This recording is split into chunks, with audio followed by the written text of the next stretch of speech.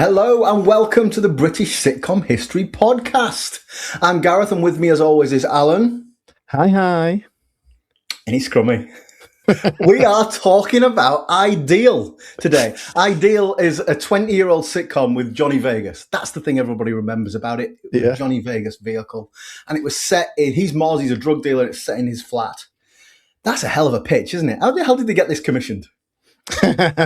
Well, let me take you back to 2005 and the heady days of BBC Three, which was the new digital BBC channel aimed at the young people.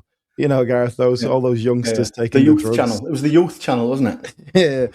Yeah. Their demographic was they're aiming at like the 16 to 25-year-olds, I think it was, or whatever that was.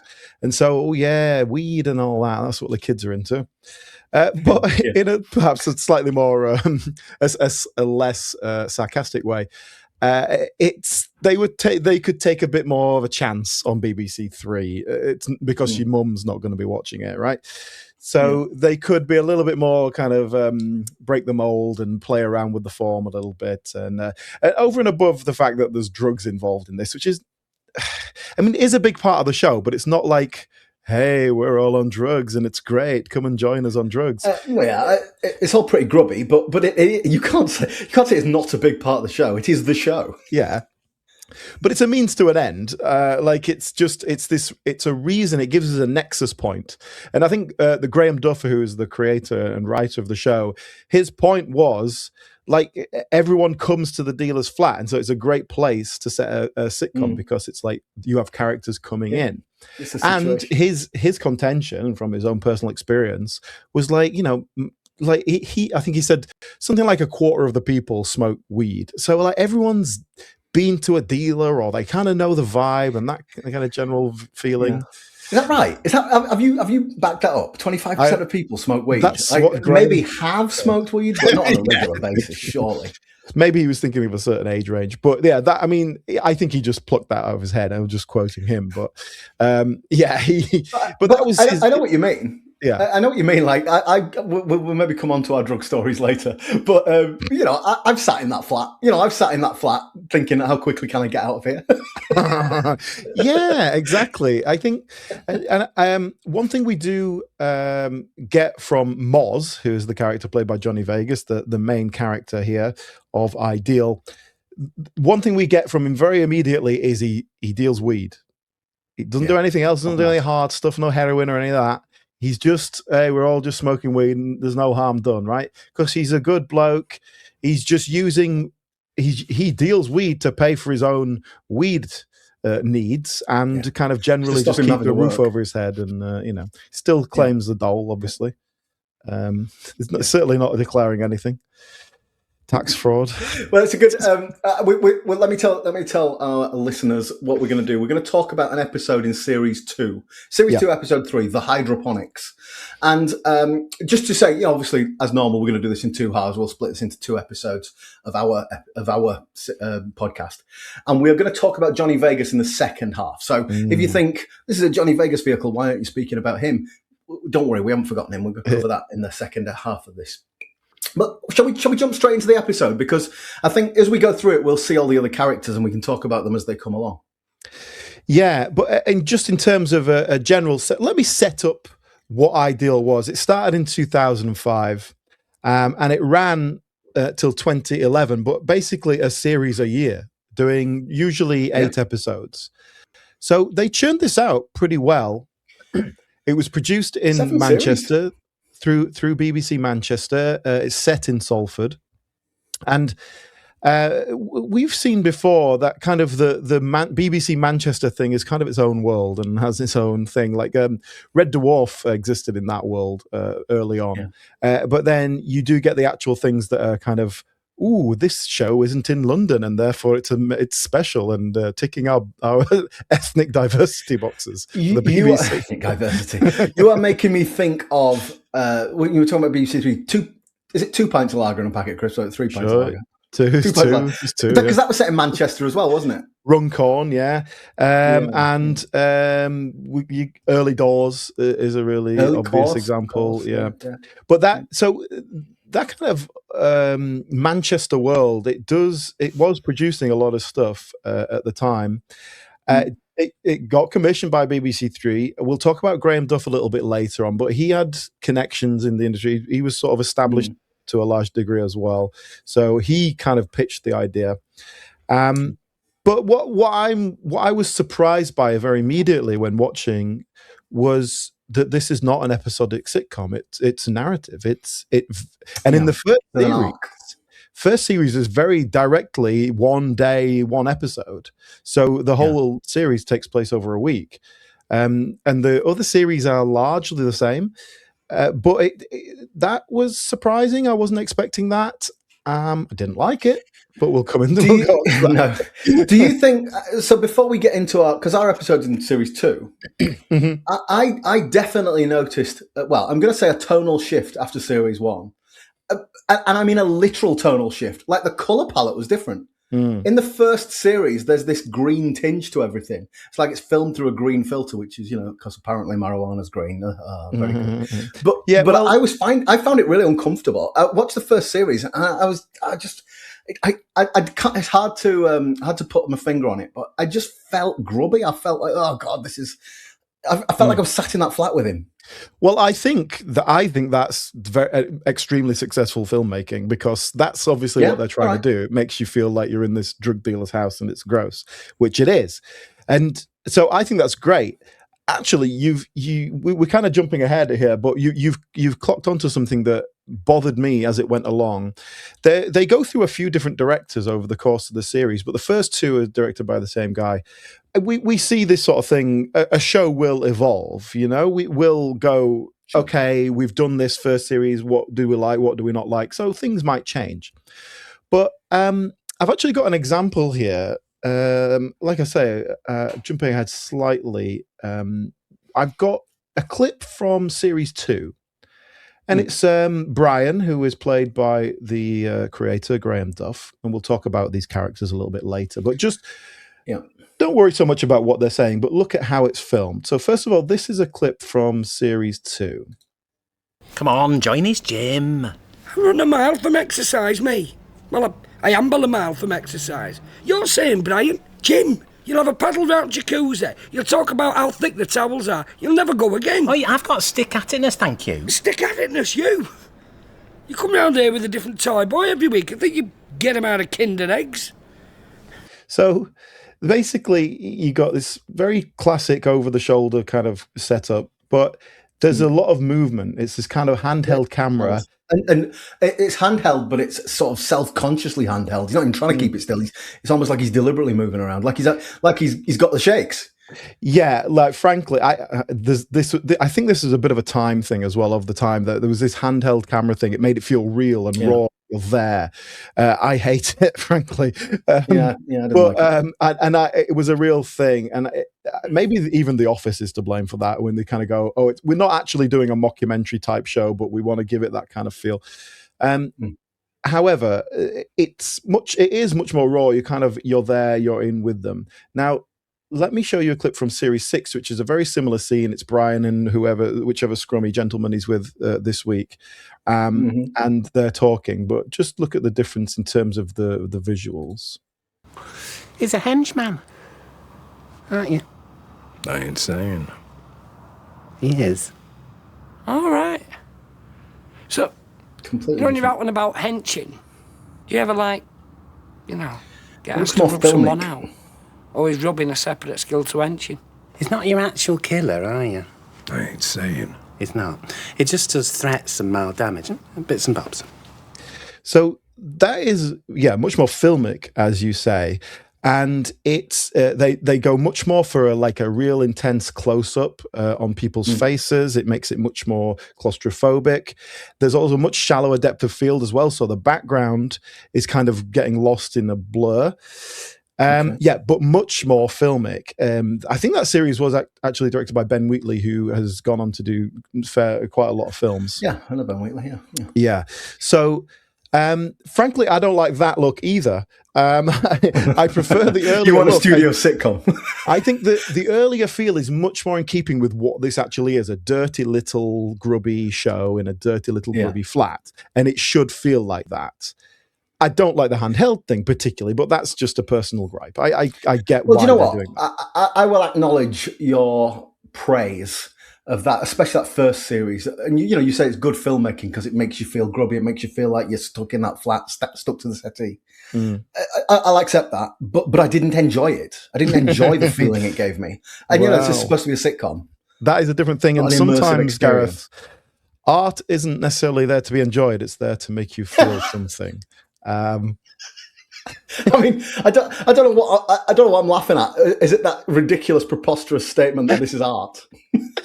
Well, we'll deal with this a lot later on when we talk about Graham Duff, because my contention is Graham Duff is an artist first and entertainer second. Yeah, I think okay. All right, we'll get into that. But we'll come back to that.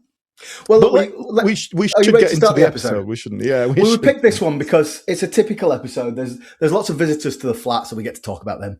And basically nothing happens, which is a fairly typical episode of Ideal.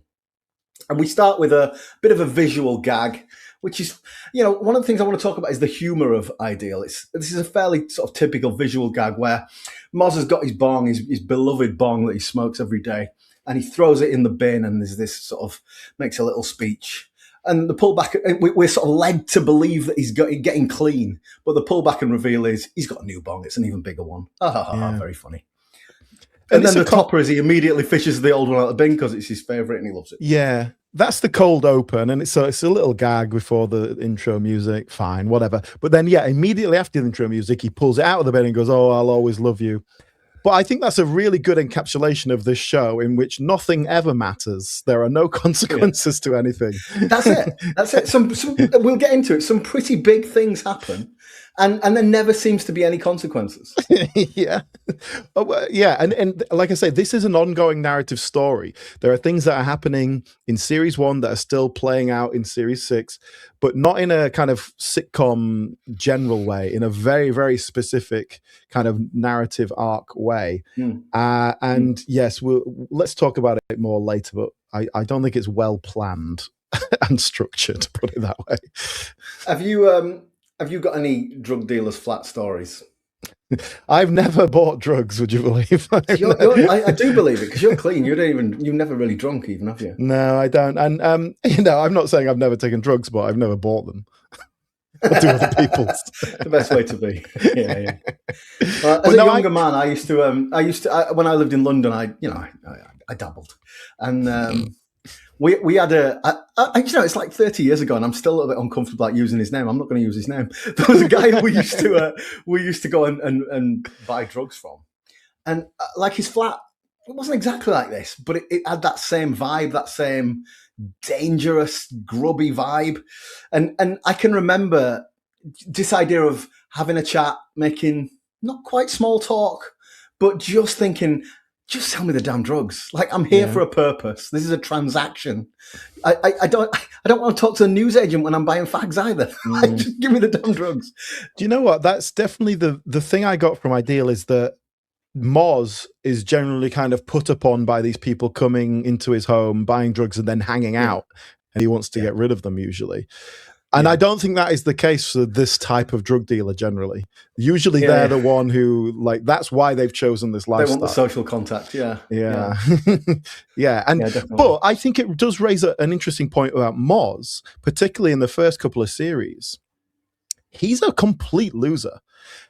And he's really, really pathetic. And, like, for example, there's one episode where it's his birthday and his girlfriend, Nikki, just kind of can't be bothered. She sort of buys him some crap at the, at the garage. And then they organize a surprise party for him. It's not a surprise party. He knows it's happening. They organize a party for him. And it's all her mates because she just wants to have a party. She doesn't care about him. And then, like, the only people who turn up, like, for him are people he deals drugs to, who are not particularly good friends. And that episode particularly highlighted for me just how pathetic he is. And he is pathetic. The character is completely pathetic. And that does change a little over time. But I think certainly in these early 2 series, Pathetic's a good word. He's a loser. He's a loser. His really only real good friend is PC, who we'll talk about, and they've been friends for many, many years, and he's shagging his girlfriend. Yeah, they're having an affair behind his back. That's his best friend. That's his only friend. Let's go back to the episode, because we get our first visitors. So there's a knock on the door, and it's Cartoon Head and Psycho Paul. So we're going to talk about these two characters. They had to pick up some trainers that have been nicked, shenanigans, whatever. But what I'd like to talk about first of all is Cartoon Head. So in the last couple of weeks, I've been watching Ideal, and I've mentioned it to people. Oh yeah, we're watching Ideal. Do you remember that? And I would say a third of people who remembered it said, "Oh, that's the Johnny Vegas thing." And 2/3 of people said, "That's the one with the guy with the mouse mask on, isn't it?" Yeah. That's the thing that people remember about Ideal is Cartoon Head. Yeah. I will say, okay, so the whole vibe with Ideal is that it's slightly off kilter, it's like surreal doesn't quite do, it's not quite the right word, but it's kind of, there's a hyper reality to it and a sort of weird subculture darkness to it. It's difficult to define. Right. It's just not quite. It's not cartoonish. Cartoon Head. It's not cartoonish in the sense that we talk about sometimes, but it's also not. It's not real. It's just kind of hyper real. It's just not quite right. It's unsettling at times. Yes, and I think Cartoon Head is a really great, just straight off the page example of that, because he's a man who is basically quite a dangerous killer, psychopath. Yeah, certainly in the first series. In the first series, there is a sort of overall plot arc that's going on, or subplot arc that there's a serial killer, and it's sort of it's Cartoon Head basically, and but the idea is this kind of really dangerous psychotic man with a stupid kind of happy-go-lucky cartoon mouse face. He's wearing this mask at all times. Now, it is one of those things where that character develops quite a lot as they go along. But as he is sort of originally presented, that's the concept. And it came from a real life incident of someone Graham Duff knew, who was a bit of a hard bloke, but always wore this kind of rather ridiculous fake plastic nose. And the legend was that he'd kind of ruined his nose with coke. And so his septum had fallen out, and so he couldn't afford the surgery, so he just wore this fake plastic nose, and he was a bit of a Marx mask. Yeah, exactly. Yeah, but because he was a hard nut, no one ever mentioned it or brought it up. Right. And that's basically, that happens there's a couple of times where people, Jason Manford is a guest. It makes a guest appearance, and he sort of says, he looks at Cartoon and he's like, "What's this all about?" And everyone's like, "Shut up, don't mention it." Yeah. So that's exactly right. Jason Manford, nice surprise. So I like that as a concept, right? And he never speaks either. That's the other thing, which is nothing to do with the mask. That seems to be a separate element. Now, as we go along, we kind of find out a little bit more of why he wears the mask or whatever. And it's not really important. It doesn't matter. But I think it's one of those things where the less you explain it, the better. It's just this weird off-kilter character. Yeah. And I think it does create this iconography, this image that just sits very well with the Ideal vibe, because it's off and it's just weird. So I think it's one of those things that works really well and works better than, I don't think they had that expectation. Graham Duff said he said because he knew this guy, he'd had this idea of a character that always wore a mask. And he'd been trying to put it in things, and it just never worked. And he was waiting for someone at the BBC to go, "So what's the mask thing? Why are we doing that?" And no one ever said anything, so he just kept it in. Okay. Well, just tell me about the actor, because I think the actor who plays Cartoon Head, is he not like a sort of physical mime type guy? Yeah, well, actually, in the first series, there's a guy called James Foster. And I don't know. Does it change? I didn't realize that. Does, yeah, in the second series, it changes to David Sant, who kind of plays it for the rest of the time. I don't know any story why that changed or why someone moved on or whatever. But David Sant, he's originally Spanish. He's lived in Britain for a long time. But he had a background in mime and puppetry. He has done more kind of standard acting roles. He does actually play another character in Ideal. in a couple of episodes. There's a character called Carmel who is a prostitute in sort of series 5 and 6, and he's her pimp who comes looking for her a couple of times. He's called Enrique. So we do actually get to see his face. I remember that character. I didn't know that was him. Okay, all right. Yeah, there's no it is just the same actor playing a completely different character. It's not supposed to be cartooned or anything like that. But yeah, he's done a bit of acting here and there in terms of TV credits. But I think he's done a lot of theatre work and like more performance rather than acting. He has directed a lot. In fact, before Ideal happened, he directed Joan Neary, who plays Judith. We'll talk about her later. He directed one of her one-person shows up in Edinburgh or whatever it was. Okay. So I don't know, because both of these actors come in the second series. But there's lots of connections. We'll talk about them as we go along. But yeah, he's done a lot of directing for TV these days, including things like Benidorm. He directed quite a few episodes of Benidorm. Quite a few series of Benidorm, should I say, and lots of other things. And I think directing is kind of more his bread and butter these days. Well, but yes, 20 years ago. So this was made like 20 to 15 years ago, wasn't it? Yeah, exactly. Yeah, and I think he's a physical performer, so an obvious choice for that. And I think that with Cartooner, because he doesn't speak, you do get I think it's quite a nice level of not overdoing the mime, but he kind of he expresses himself physically. I think it is actually done very nicely. One of the things I wrote down was, this is like Chewbacca. Everyone in the world understands what can communicate with him, can understand him, but we can't. Yeah, and there's a running joke where they'll be on the phone to him, and it's just as if they're having a normal conversation. Or Psycho Paul at one point says, "If I never hear your voice again, I'll be happier for it." Stuff like that. Yeah. So everyone kind of refers to times when he speaks, but we never actually hear him speak. Yeah, yeah. Oh, well, you've mentioned Psycho Paul. Shall we move on to Psycho Paul? Because he comes in with Cartoon Ed at this time. Now, I like Psycho Paul. I like this character a lot. So he's a rival drug dealer at the start. And as the series goes on, he's basically part of the gang. He's a gang leader, blah, blah, blah, whatever. The point is, he's supposed to be dangerous. And he sort of reckons he's dangerous. He's got the dangerous stare and all that stuff. But the problem is, he's got such a funny vocal mannerism. He's got such a strong Salford accent. And he sort of talks like that. I don't know if he's consciously doing a Liam Gallagher or not, but I loved it. I enjoyed every time he spoke. Let me give you an example of a bit of Psycho Paul. Yes, please. Here we go. Well, is Fist going to help with? He's out. I found Stem Roach, he says, for us to stay put. He's going to try and send us some help round. What kind of help? Strong arm men. Big Darren, Flu Strength Darren, and Sperm Cell Giganticus. I enjoyed that a lot. I enjoyed that. Thank you. Yeah, but he does a lot of that. Psycho Paul, draws out these words. I liked. He has an on-off relationship with a girl called Tanya, and he calls her Tanya.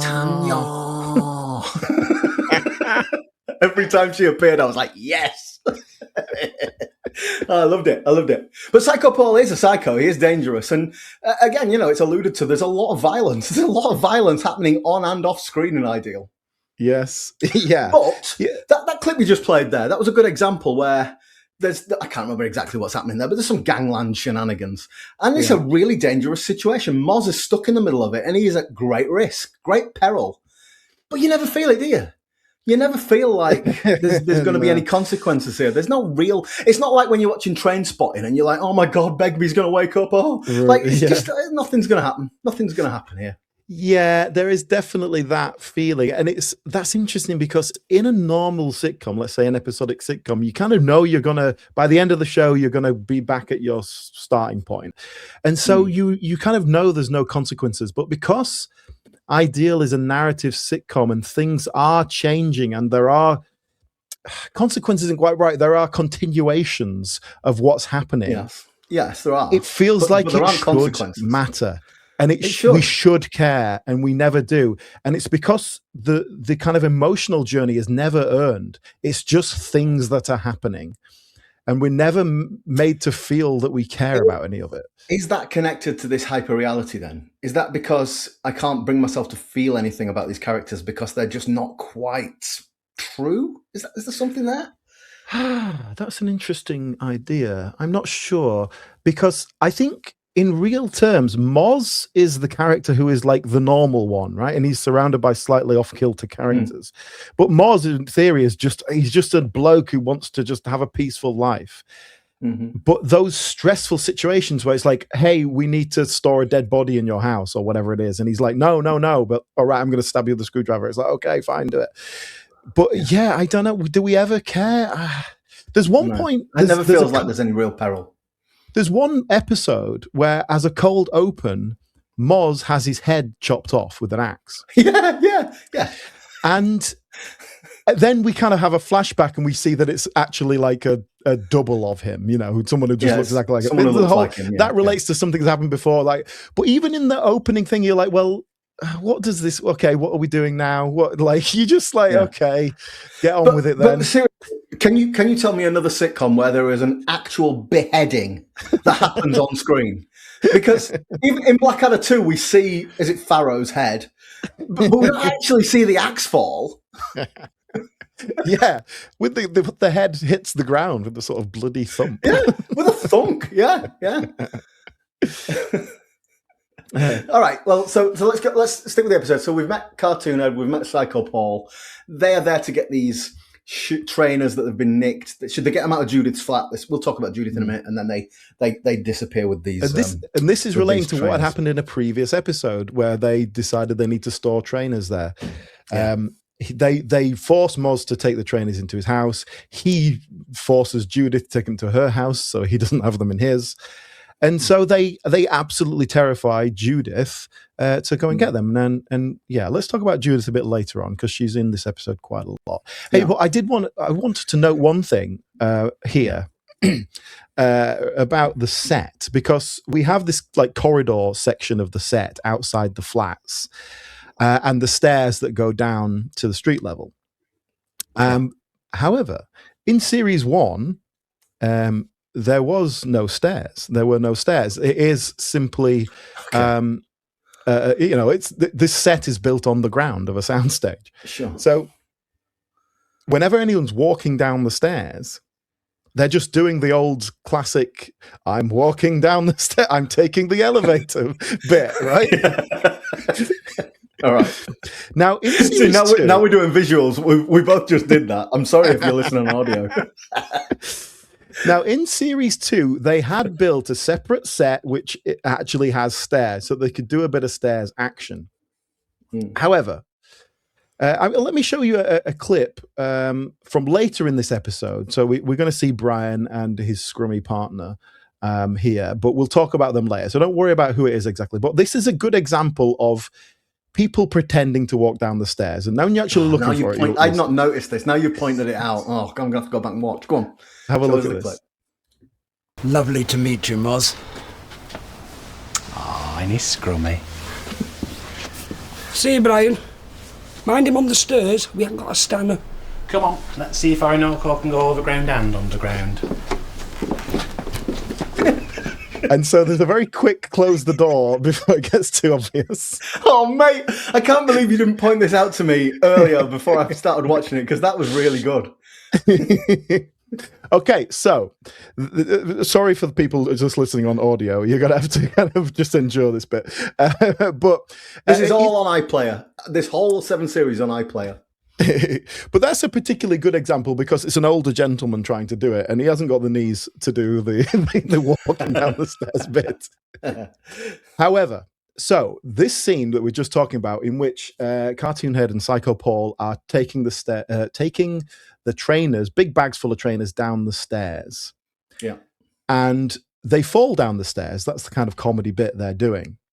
So you tell me, is this filmed on a flat floor where they're just showing off how good we are at making it look like we're falling down the stairs, or is this filmed on some actual stairs? Goodbye. CH, you all right?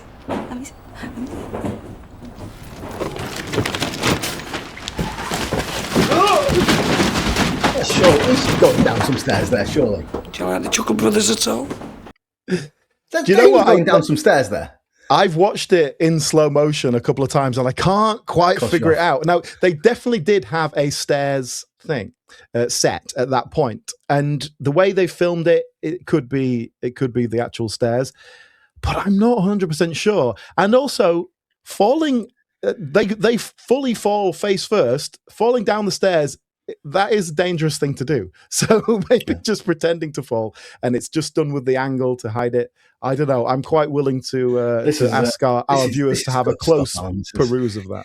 This is Britcom Pod Gold. This comparing clips. Are they real stairs or not? I mean, this is what people. This is why we're having a Patreon. If you want to pay as little as £5 a month, patreon.com/BritcomPod, and you can get more of this sort of stuff.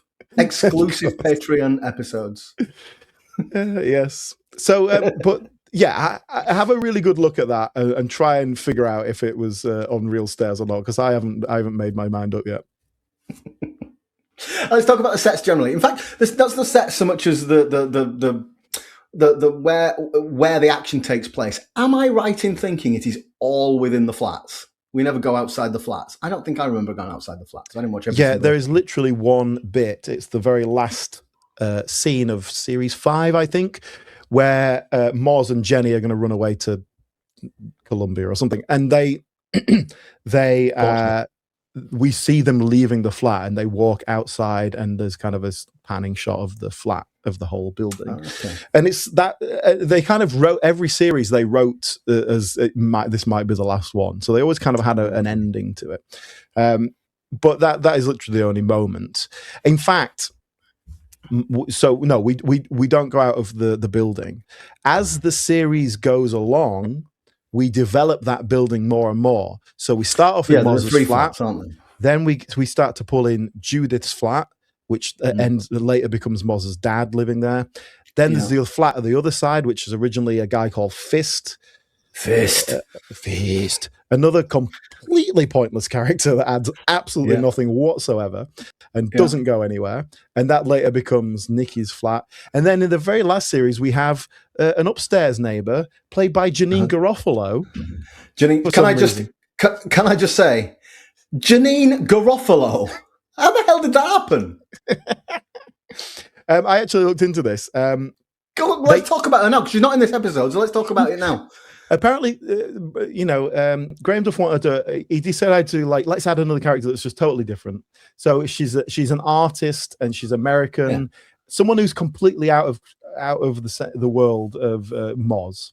But then that they end up getting along in some way. So he just wanted someone totally different, and they basically went, the perfect person for this would be Janine Garofalo. Obviously, we're not going to get Janine Garofalo, but let's send an email. Come on, let's at least give it a go.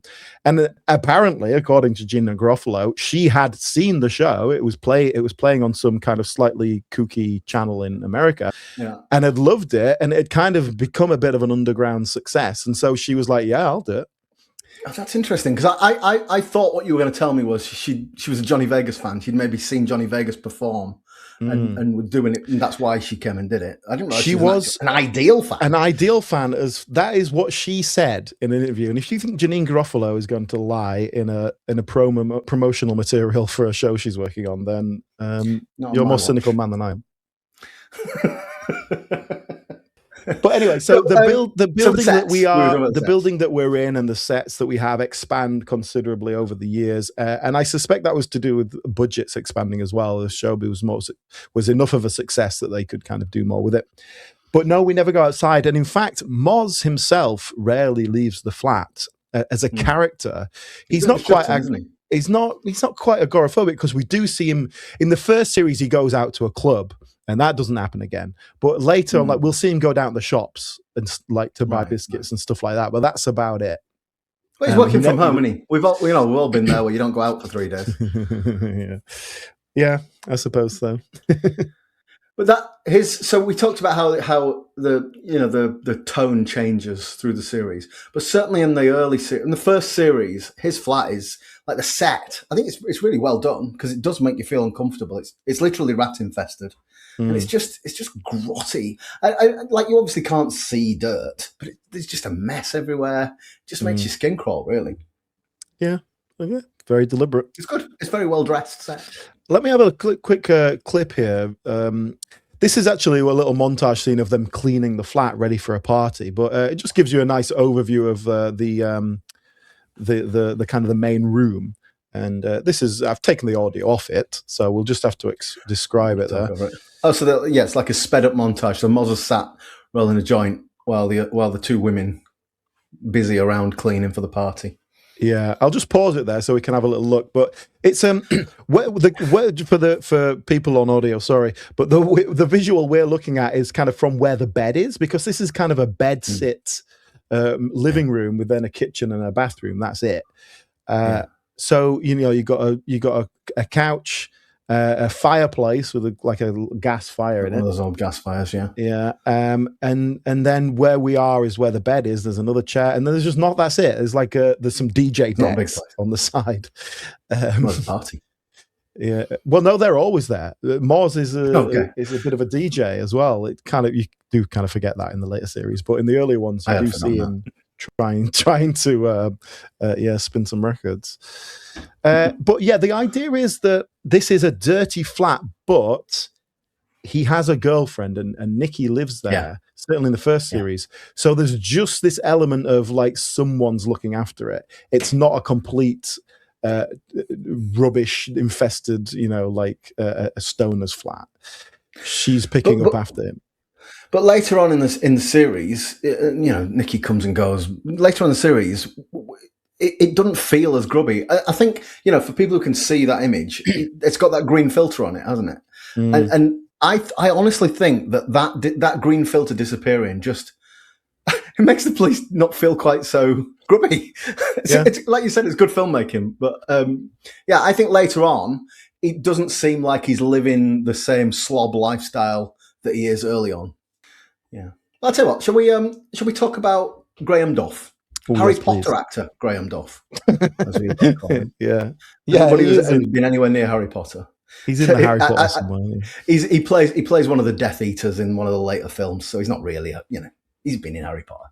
But but you were saying earlier you think you consider him an artist rather than an actor. I think his approach to his work is that of an artist. Yeah,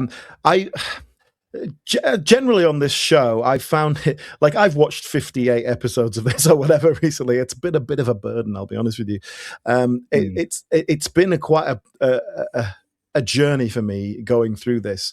But there's on the DVD extras, there's lots of stuff behind the scenes and lots of stuff with Graham Duff. And I think I like Graham Duff. I like his approach. I don't particularly like the end result of what he's doing.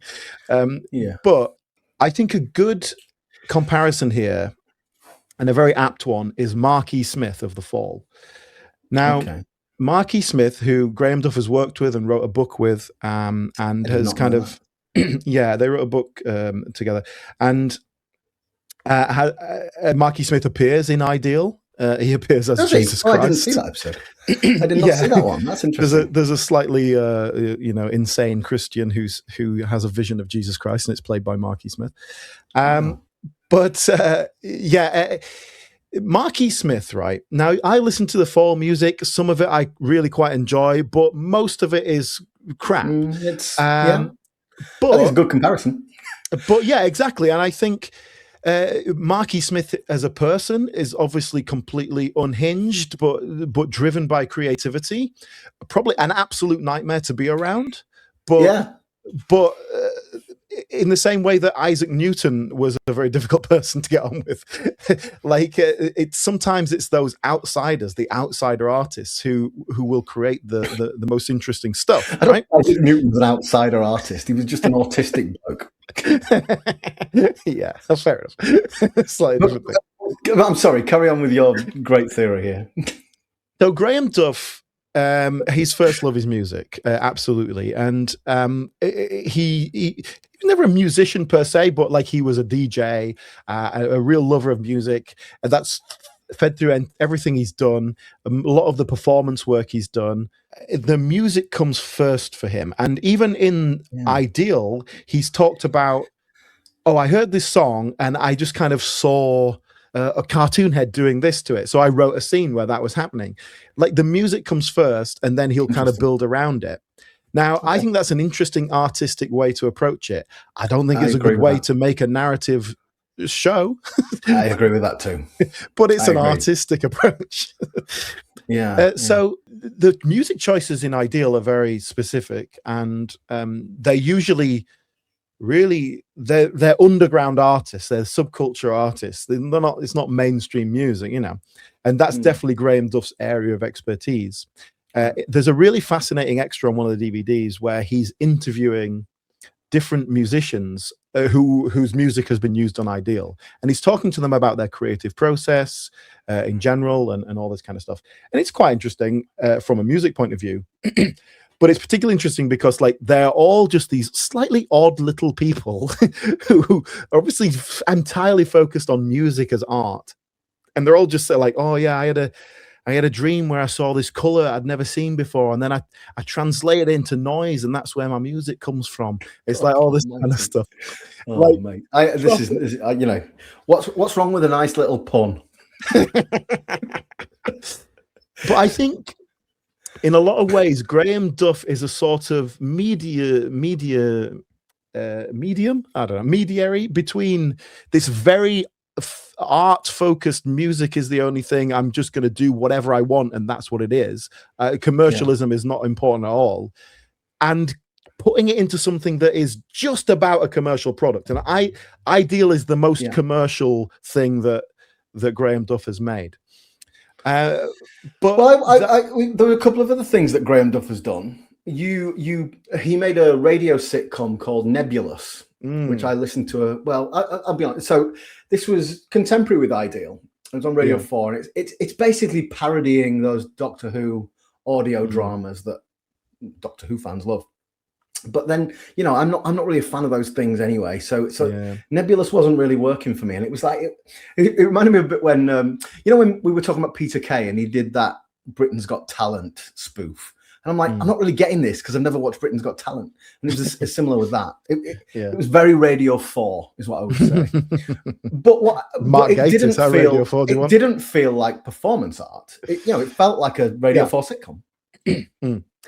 Yeah, I think his other big influence is the like fantasy horror and that kind of thing, which is why you end up in Ideal with a lot of these kind of slightly supernatural elements of a Reverend Fist, who is a sort of a psychopathic vicar, and that, like Mark Gatiss is in Nebulous. I think there are some connections with the League of Gentlemen's vibe there. They're very influenced by horror, and so I think there are a lot of connections to be made there. But yeah, Graham Duff in general has written with some pretty big names as well. Like Baby Cow Productions makes Ideal, so that's Steve Coogan and Henry Normal are their production company, and Graham Duff had worked with those guys previously. He was co-writer on Dr. Terrible's House of Horrible, which was a Steve Coogan based horror anthology type thing. And he's done quite a lot of other stuff. Like I won't kind of list everything. Hebburn is probably one of the other sort of well-known examples. But just to kind of find a contemporary example, Chris Seavey, who was the man behind Frank Sidebottom, who I'm sure you will be familiar with. There's a great documentary about him, which I think is, I can't remember what it's called off the top of my head, I'm afraid. I'm sorry. But you find it out there. And it kind of really goes in depth about Chris Seavey, the man behind the mask, so to speak. And you can tell this guy was completely driven by creativity. And he had loads of ideas, and he put a lot of time and effort into making them work. Some of them hit, some of them didn't. But he could not make. I just realised he's cartoon head, isn't he? Yeah. Exactly. I'm sorry, I interrupted you. Carry on. No, it's a fair point. But you can't. You couldn't make him just go, okay, we're going to give you a TV show. It needs to be funneled into this here, because he was off doing boom, boom, boom, boom, boom. And I think Graham Duff is kind of like that, but he's enough of a funnel to get it into one spot. And that is how he's managed to have what success he's had and not be an unknown kind of slightly off weird artist that you've never heard of. to give you one sort of to close this off, I suppose, I want to show you a clip, which is from one of the later series. But basically, this is a clip of Psycho Paul, but it's done in tandem with the music that is being used for the scene, and it's important because this song was not created for this scene. The song was created by an artist who, because they just made some music, but because they'd been watching a lot of Ideal recently, they used Psycho Paul in their lyrics. And then Graham Duff hears it, goes, right, I'm putting this in the show. And Psycho Paul. I like that. I like the concept. Let's see how it works. And so I think this is kind of the culmination of all of this. So here, have a look at this. None of that matters, Morris! None of it. Those lots are still at a massive disadvantage because they are dealing with something that is impossible to control.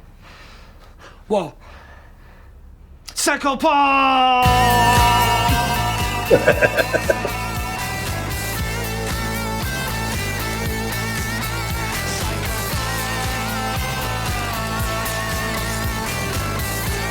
So now we have a montage of the gang getting ready for a fight, while Psycho Paul mimes to this song that's playing. And it goes on for quite a while. Okay, so you get the idea of that. So I did see that episode, and I thought I was like, what the hell are they playing at here? That really broke the episode for me. That really broke me out of it. Yeah. Now you've told me the story. I like the story, but it still doesn't work in the sitcom. It's mad. It's crazy. But there are the odd moments where they really do break the world like that. Like he looks direct to camera and just shouts, "I'm Psycho Paul." It's great. It's funny. I enjoyed it. Kind of like it, but it's not a sitcom, is it? And it's a very, very delicate balance because Psycho Paul, the character, and the way Ryan Pope plays it, it's at a very specific level, and it kind of works in tandem with Cartoon Head. And Moz is always just a bit kind of exasperated by the whole thing. But I think overall, with Ideal and Graham Duff, perhaps in general, there's a lot of kind of throw some shit at the wall, and not everything sticks. Not everything sticks. Yeah. That's kind of my vibe, I guess, on it. That's good. That's good. I'm really glad you told me that story. I enjoyed that. Thank you. So Cartoon Head, Psycho Paul, they've frightened the life out of Judith. She's genuinely upset. Moz is trying to comfort her, but he's obviously feeling her up because he's a beast. But then Nikki comes back. His girlfriend Nikki comes back and interrupts, and she's horrified that he's not feeling up Judith. Yeah. So let's talk about. Even though Nikki. they have split up. Yeah. So in the first series, they split up, and we don't think it's his baby. Yes. In the first series, we see Nikki and Moz living together, and it's a classic example of a relationship that should not be together.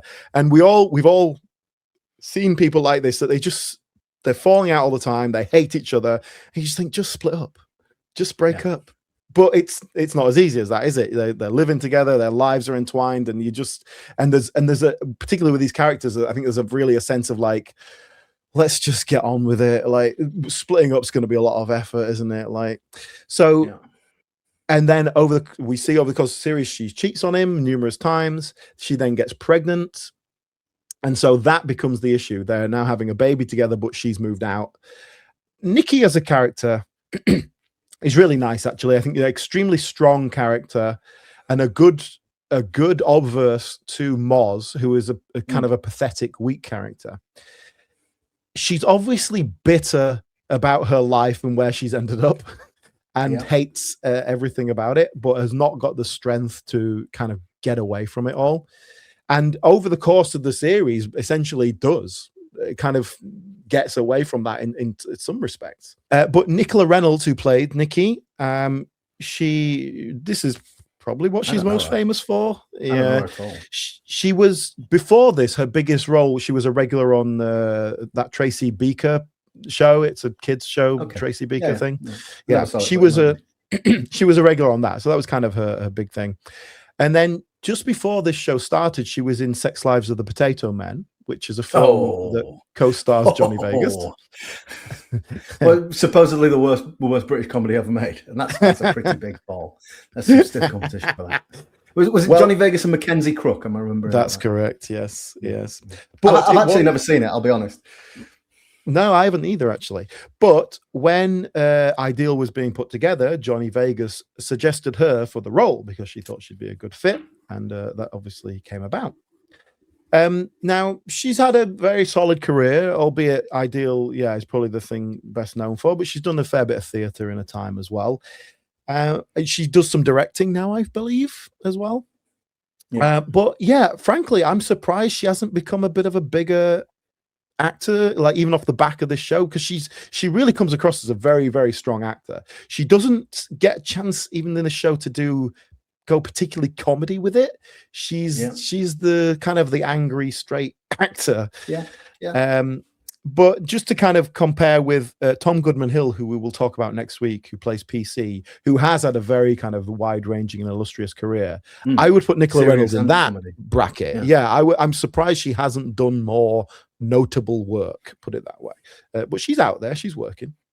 Yeah, so just to return to the plot, Moz now finds underneath the table a pair of glasses, and these are Craig glasses. And Craig is a character who was shot in the head at the end of series 1, and so this sets up the rest of the episode. We're led to believe there's a ghost in the flat. Craig's ghost is haunting him. That's the shenanigans of the second half of the episode. But can we briefly talk about the fact that one of our characters is shot in the head? I just think it works really nicely. We've already talked about the beheading. It's the end of series 1, and I think it works really well because it is a shocking moment, because in the story world we've created at that point, yes, there's murders and things going on, but someone to just be like bang, shot in the head for absolutely no reason, it just kind of happens. And then Moz is freaking out because now there's this dead body in his house and he wants it out and he just wants to have nothing to do with it. And it creates a lot of tension and drama for that last couple of episodes, and that actually works. Whereas by series 6, 7, something like that would happen, and it means nothing. It kind of no longer has any feeling or. Well, where do you go? Where do you go after you've shot someone in the head in series 1? Like you've got to escalate, haven't you? Yeah, exactly. So I think it's a nice moment in the first series, but there we are. Let's finish up this week's episode, and we'll come back and finish the rest of the Ideal episode next week. So thank you all for listening and watching. If you've been viewing us. We'll be back next week to talk about this. In the meantime, if you want to follow us on social media, we're at BritComPod on Instagram, or you can find us on Facebook if you just search for British Sitcom History Podcast. And you can support the show by going to patreon.com/BritComPod. Do it. Do you see how I did an organic ad earlier? That's pretty good. It's great. We're getting the hang of it, aren't we? All right. Thanks, everyone. We will speak to you next week, and we'll be back with Johnny Vegas and Cartoon Ed. Thanks. Bye. Bye-bye.